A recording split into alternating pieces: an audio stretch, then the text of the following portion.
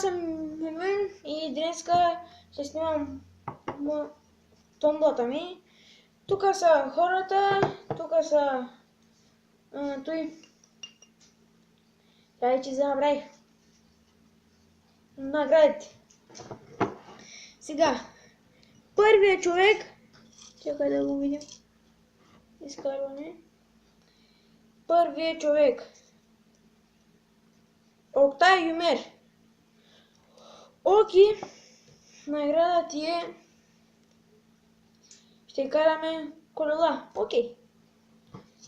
Втория човек е Гюлсум Джемел, сестра ми. Кой? Да, имаш много шестици. Добре. Следващия съм аз, Мюмин Джемил. На мен какво ще ми се падне? Да играем волейбол. На мен какво? Аз сам как ще играем волейбол? Следващия човек, който са? Павел Тодоров. Павеле, награда ти е 10 лайка. Добре? Пак бива. Светослав Тодоров. Светло, награда ти е... Чакай, забравя.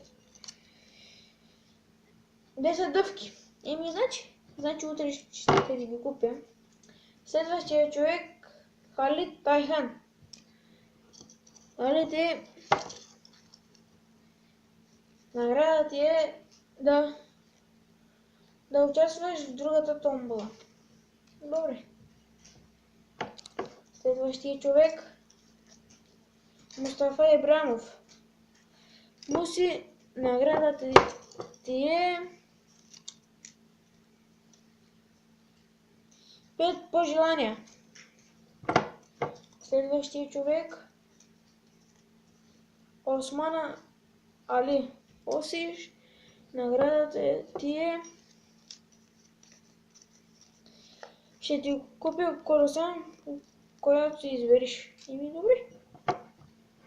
Другия човек, Идрис Хюсейн. На него... Кой ще му се падне на Идрис? 5 коментара. Добре, още днеска ще ти ги направя. Валентин Сирмахов. Вало, последната награда ти е твоето. Ще ти дам скайпа ми. И да, хора, това беше.